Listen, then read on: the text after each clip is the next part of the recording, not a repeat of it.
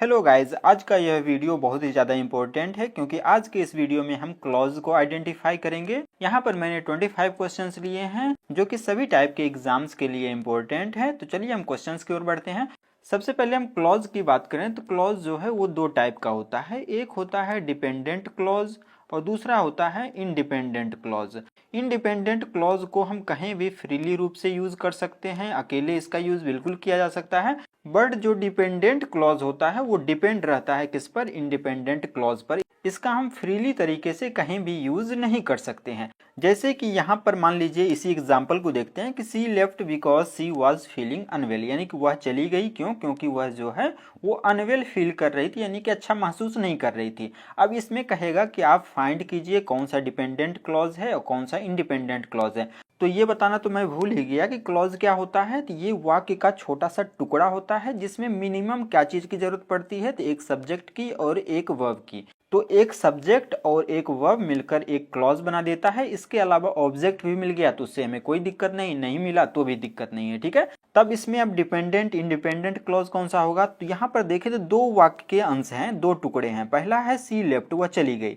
और फिर लिखा है because she was feeling unwell, क्योंकि वह बीमार महसूस कर रही थी। तो यहाँ पर यदि हम इसको दो पार्ट में डिवाइड करें तो इसको हम कहीं भी यूज कर सकते हैं कि सी लेफ्ट, वह चली गई। तो इसका यूज हम कहीं भी बिल्कुल कर सकते हैं। ये अपने आप में इंडिपेंडेंट है, स्वतंत्र है। लेकिन यदि आपने सिर्फ इतना बोला, इस क्लॉज को बोला कि because she was feeling unwell, क्योंकि वह बीमार महसूस कर रही थी, कहीं आप गए और बोले क्योंकि वह बीमार महसूस कर रही थी, तो ये सेंटेंस जो है वो कहीं ना कहीं अधूरा लगेगा सुनने में। आप इसका यूज डायरेक्ट कहीं पर नहीं कर सकते हैं, इस वजह से ये कैसा क्लॉज हो गया?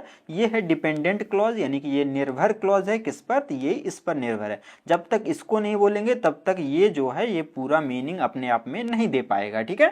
तो अभी हमने डिपेंडेंट और इंडिपेंडेंट क्लॉज को आइडेंटिफाई करना सीखा।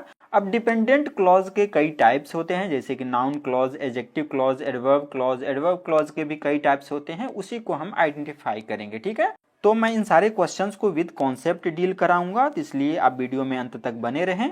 फर्स्ट क्वेश्चन है आई डोंट नो, यानी कि मैं नहीं जानता हूं, व्हाट ही वांट्स, यानी कि वह क्या चाहता है। आई डोंट नो, मैं नहीं जानता हूं, इसका यूज हम कहीं भी कर सकते हैं, यानी कि ये इंडिपेंडेंट है, यह स्वतंत्र है। और ये वाला पार्ट जो बच गया ये कैसा क्लॉज हो गया? ये हो गया डिपेंडेंट क्लॉज। अब ये किस टाइप का डिपेंडेंट क्लॉज है? तो मैं नहीं जानता हूं, क्या नहीं जानता हूं? तो ये चीज नहीं जानता हूं, तो ये कोई चीज हुआ। या कि फिर आप ऐसे भी डिसाइड कर सकते हैं कि नो हुआ वर्ब। वर्ब के बाद क्या आता है? तो आता है ऑब्जेक्ट। और ऑब्जेक्ट बनने के लिए क्या चीज की नीड होती है? नाउन अथवा प्रोनाउन की। तो यहाँ पर ये चीज तो प्रोनाउन है नहीं, क्योंकि प्रोनाउन क्या होता है? तो ही, सी, इट, यू, दे, ये सब प्रोनाउन कहलाते हैं। तो ये तो प्रोनाउन है नहीं, बट ये नाउन का जगह बिल्कुल ले सकता है। यानी कि ये पूरा क्लॉज जो है वो किस टाइप का क्लॉज हो गया? वो नाउन क्लॉज हो गया। बी नंबर इस क्वेश्चन का आंसर हो जाएगा। नाउन क्लॉज जो है वो क्या का आंसर देता है? मैं नहीं जानता हूं, क्या नहीं जानता हूं? तो ये चीज नहीं जानता हूं। तो क्या का आंसर ये दे रहा है, यानी कि ये कैसा क्लॉज हो गया? ये नाउन क्लॉज हो गया, ठीक है। एडजेक्टिव क्लॉज क्या कहलाते हैं? तो वैसे क्लॉज जो नाउन के बारे में एक्स्ट्रा इन्फॉर्मेशन देने का काम करते हैं उसे एडजेक्टिव क्लॉज करते हैं। तो ये तो इन्फॉर्मेशन दे नहीं रहा है नाउन के बारे में, ये इसका आंसर नहीं हो सकता है। सेकंड नंबर क्वेश्चन है सी लेफ्ट, वह चली गई because she was feeling unwell, क्योंकि वह अपन अनवेल फील कर रही थी, अच्छा महसूस नहीं कर रही थी। तो सी लेफ्ट, वो चली गई, ये हो गया कैसा क्लॉज? ये हो गया इंडिपेंडेंट क्लॉज। और ये वाला पार्ट हो गया डिपेंडेंट क्लॉज। अब ये किस टाइप का डिपेंडेंट क्लॉज है? तो ये नाउन क्लॉज तो है नहीं, वह चली गई, क्या चली गई, क्या का आंसर तो दे नहीं रहा है। एडजेक्टिव क्लॉज भी नहीं है, क्योंकि ये विशेषता तो बता नहीं रहा है, ये भी कैंसिल हो गया। तो इसका राइट आंसर जो है ऑप्शन नंबर सी हो जाएगा, एडवर्ब क्लॉज। नाउन या एडजेक्टिव को छोड़कर यदि बच गया कुछ तो वो बन जाएगा adverb clause.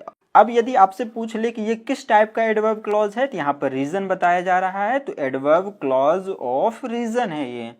Third number question है the book that you gave me, यानी कि किताब जो कि तुमने मुझे दिया था वो कैसा है? बहुत ज्यादा इंटरेस्टिंग है, मजेदार है। तो सबसे पहले इसके इंडिपेंडेंट क्लॉज की बात करें, स्वतंत्र क्लॉज की बात करें, तो बुक, वो बुक कैसी है? बुक जो है वो इंटरेस्टिंग है, the book is very interesting. ये कैसा क्लॉज हो गया? इतना, ये हो गया इंडिपेंडेंट क्लॉज, इसका हम कहीं भी यूज कर सकते हैं। लेकिन दैट यू गेव मी, जो कि तुमने मुझे दिया था, इसका हम कहीं भी डायरेक्ट यूज नहीं कर सकते हैं। ये हो गया कैसा क्लॉज? ये हो गया डिपेंडेंट क्लॉज। अब ये डिपेंडेंट क्लॉज जो है वो क्या कर रहा है, बुक के बारे में एक्स्ट्रा इन्फॉर्मेशन दे रहा है कि वही किताब जो कि तुमने मुझे दिया था। तो बुक हो गया नाउन, और नाउन के बारे में एक्स्ट्रा इन्फॉर्मेशन दे रहा है, तो एक्स्ट्रा इन्फॉर्मेशन देने वाले वर्ड को हम क्या बोलते हैं, एडजेक्टिव बोलते हैं। चूंकि ये पूरा का पूरा क्लॉज है तो इस वजह से ये एडजेक्टिव क्लॉज हो जाएगा। ठीक है, बी नंबर इस क्वेश्चन का आंसर हो जाएगा। फोर्थ नंबर क्वेश्चन है, इफ यू स्टडी वेल, यानी कि यदि तुम अच्छे से पढ़ाई करते हो, you will pass the exam, यानी कि तुम क्या कर लोगे, एग्जाम को पास कर लोगे। तो you will pass the exam, तुम एग्जाम पास कर लोगे, ये हो गया कैसा क्लॉज, ये है इंडिपेंडेंट क्लॉज, यानी कि ये स्वतंत्र है। लेकिन इफ यू स्टडी वेल, यदि तुम पढ़ाई करते हो, तो ये हो गया डिपेंडेंट क्लॉज। अब ये नाउन क्लॉज तो है नहीं, ये कैंसिल हो गया, एक्स्ट्रा इन्फॉर्मेशन भी नहीं दे रहा है, ये भी कैंसिल हो गया। अब यहाँ पे एडवर्ब क्लॉज का दो टाइप दिया हुआ है, adverb clause of condition and adverb clause of reason. यहाँ पर इसने कंडीशन लगाया है, ये क्लॉज जो है वो कंडीशन बताने का काम कर रहा है कि यदि तुम ऐसा करते हो तो ऐसा हो जाएगा, तो कंडीशन बता रहा है, यानी कि सी नंबर इस क्वेश्चन का आंसर हो जाएगा, एडवर्ब क्लॉज ऑफ कंडीशन है ये। फिफ्थ नंबर क्वेश्चन है, आई वॉज सरप्राइज, यानी कि मैं सरप्राइज था, चकित था, व्हेन ही कॉल्ड मी, जब उसने मेरे को कॉल किया। तो आई वॉज सरप्राइज इसका हम कहीं भी यूज कर सकते हैं इतना बस बोलकर, यानी कि ये हो गया इंडिपेंडेंट। व्हेन ही कॉल मी, जब उसने मेरे को कॉल किया, इतना बस बोलकर हम नहीं रुक सकते हैं, इस वजह से ये हो गया कैसा क्लॉज, ये हो गया डिपेंडेंट क्लॉज। यहाँ पर ये चीज तो एक्स्ट्रा इन्फॉर्मेशन दे नहीं रहा है, एडजेक्टिव क्लॉज कैंसिल हो गया, नाउन क्लॉज भी नहीं है क्योंकि क्या का आंसर तो ये देगा नहीं। अब हमारे पास यहाँ दो ऑप्शन बचे, adverb clause of time and adverb clause of manner. अब यहाँ पर ये तरीका तो है नहीं, हाँ ये एडवर्ब क्लॉज ऑफ टाइम है, यानी कि मैं सरप्राइज हुआ, कब हुआ, जब उसने मेरे को कॉल किया, यानी कि ये टाइम बता रहा है कि मेरे सरप्राइज होने का टाइम क्या था, जब उसने मेरे को कॉल किया, यानी कि ये एडवर्ब क्लॉज ऑफ टाइम है। 6 नंबर क्वेश्चन है, whoever finishes first will get a prize, यानी कि जो कोई भी पहले फिनिश करेगा उसे प्राइज मिलेगा।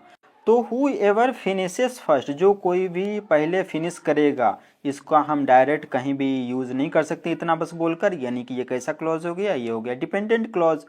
तो ये क्लॉज जो है वो सेंटेंस का सब्जेक्ट बन रहा है। ठीक है, और सब्जेक्ट बनने के लिए क्या चाहिए, नाउन या प्रोनाउन चाहिए, और नाउन क्लॉज जो है वो सेंटेंस का सब्जेक्ट बन सकता है या ऑब्जेक्ट बन सकता है।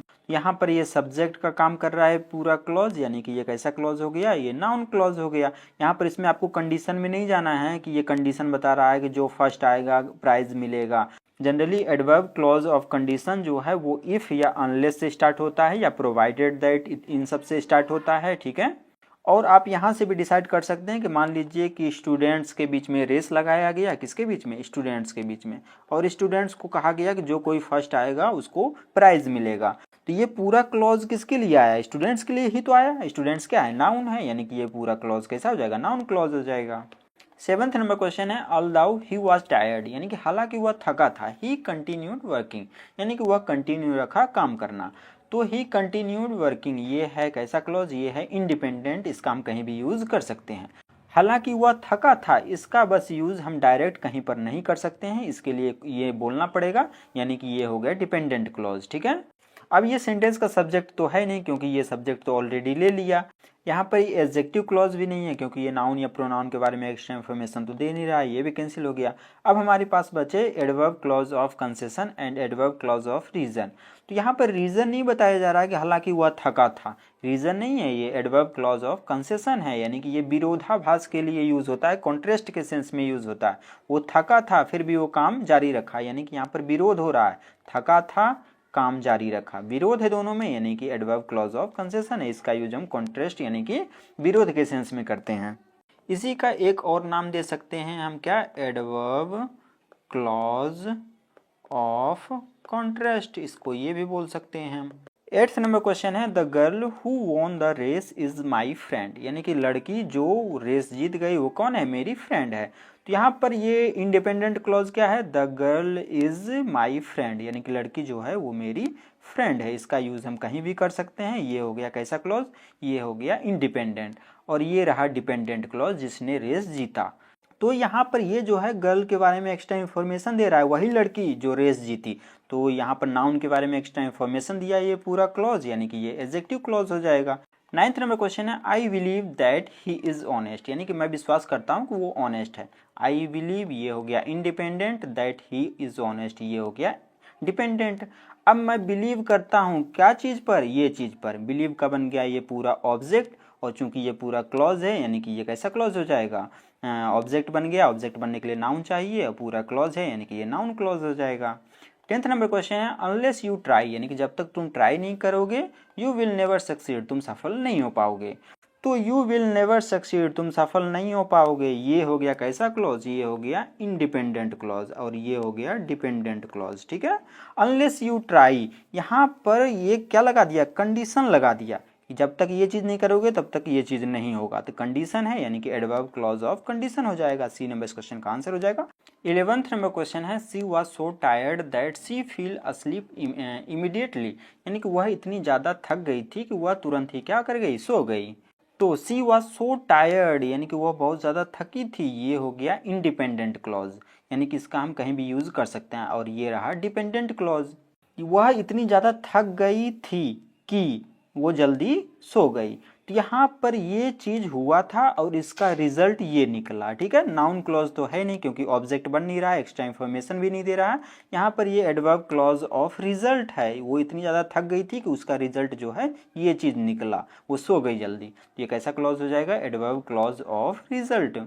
12th नंबर क्वेश्चन है he admitted that he had made a mistake, यानी कि उसने ये चीज़ एडमिट किया, स्वीकार किया कि उसने जो है एक गलती की थी। तो उसने एडमिट किया, स्वीकार किया, क्या चीज, ये चीज। तो यहाँ पर ये एडमिट का ये क्या बन गया, ऑब्जेक्ट बन गया, और ऑब्जेक्ट बनने के लिए नाउन या प्रोनाउन चाहिए। तो ये प्रोनाउन तो है नहीं, हाँ ये नाउन बन सकता है, और चूंकि ये पूरा का पूरा क्लॉज दिया हुआ है यानी कि ये नाउन क्लॉज हो जाएगा। ए नंबर इस क्वेश्चन का आंसर है। ठीक है, 13 नंबर क्वेश्चन है वेयर एवर यू गो, यानी कि तुम जहां कहीं भी जाते हो, आई विल फॉलो यू, मैं तुम्हें फॉलो करूंगा। तो ये हो गया इंडिपेंडेंट क्लॉज, ये हो गया डिपेंडेंट क्लॉज। अब मैं फॉलो करूंगा कहाँ कहाँ, जहां जहां तुम जाओगे, यानी कि ये एडवर्ब क्लॉज ऑफ प्लेस हो जाएगा, जगह बता रहा है। ठीक है, सी नंबर इस क्वेश्चन का आंसर हो जाएगा। 14 नंबर क्वेश्चन है दिस इज द मैन, यानी कि यह वही आदमी है whom we all love, जिससे हम सभी प्रेम करते हैं। तो यहाँ पर आदमी के बारे में एक्स्ट्रा इन्फॉर्मेशन दिया जा रहा है कि यह वही आदमी है जिससे हम सभी प्रेम करते हैं। तो नाउन के बारे में एक्स्ट्रा इन्फॉर्मेशन दिया, तो ये जो क्लॉज बनेगा वो कैसा क्लॉज बन जाएगा, एडजेक्टिव क्लॉज बन जाएगा। बी नंबर इस क्वेश्चन का आंसर हो जाएगा। 15 नंबर क्वेश्चन है he was late because of the traffic, यानी कि वह लेट था क्यों, क्योंकि ट्रैफिक की वजह से। ही वॉज लेट, ये हो गया इंडिपेंडेंट। अब ये अपने आप में पूरा सेंटेंस कंप्लीट है, यानी कि ये सेंटेंस का ना तो सब्जेक्ट है ना तो ऑब्जेक्ट है, नाउन क्लॉज हो गया कैंसिल। अब यहाँ पर इसका एक्स्ट्रा इन्फॉर्मेशन भी नहीं दे रहा है नाउन या प्रोनाउन के बारे में, ये भी कैंसिल हो गया। बचा adverb clause of reason, reason ही है, उसका लेट होने का रीजन क्या था, ये चीज था। ये पूरा क्लॉज जो है वो रीजन बन रहा है, यानी कि ये एडवर्ब क्लॉज ऑफ रीजन हो जाएगा। 16 नंबर क्वेश्चन है that she passed the exam made her parents proud, यानी कि जैसा कि वो एग्जाम में पास कर गई इसके वजह से उसके पेरेंट्स जो हैं वो प्राउड फील किए, यानी कि गर्व महसूस किए। That she passed the exam, जैसा कि वो एग्जाम में पास हो गई, ये बन गया डिपेंडेंट क्लॉज। और ये देखिए ये चीज़ क्या बन रहा है, मेड का बन रहा है सब्जेक्ट, यानी कि इस चीज़ ने जो है इनको प्राउड फील कराया, तो इस चीज़ ने प्राउड फील कराया, तो ये सेंटेंस का सब्जेक्ट बन रहा है, यानी कि कैसा क्लॉज हो जाएगा, नाउन क्लॉज हो जाएगा। ठीक है, 17 नंबर क्वेश्चन है she asked if I could help her, यानी कि उसने मेरे से पूछा कि क्या मैं तुम्हारी हेल्प कर सकती हूँ। तो सी आस्क्ड ये हो गया independent, if I could help हर ये बन गया डिपेंडेंट। तो उसने पूछा, क्या पूछा, ये बात पूछी कि क्या मैं तुम्हारी हेल्प कर सकता हूँ, तो ये आस्क्ड का क्या बन रहा है, ऑब्जेक्ट बन रहा है। ऑब्जेक्ट बनने के लिए नाउन चाहिए अथवा प्रोनाउन चाहिए, चूंकि ये पूरा क्लॉज है यानी कि ये नाउन क्लॉज हो जाएगा। ठीक है, 18 नंबर क्वेश्चन है tell me where you found this book, मुझे बताओ कि तुमने ये किताब कहाँ पाई। तो टेल मी मुझे बताओ, क्या चीज़ बताओ, ये चीज़ बताओ। ठीक है, यानी कि ये क्या का आंसर दे रहा है, तो क्या का आंसर देने वाला कौन, क्या बनता है, नाउन क्लॉज बनता है। ये जो है वो टेल का क्या बन रहा है, ऑब्जेक्ट बन रहा है।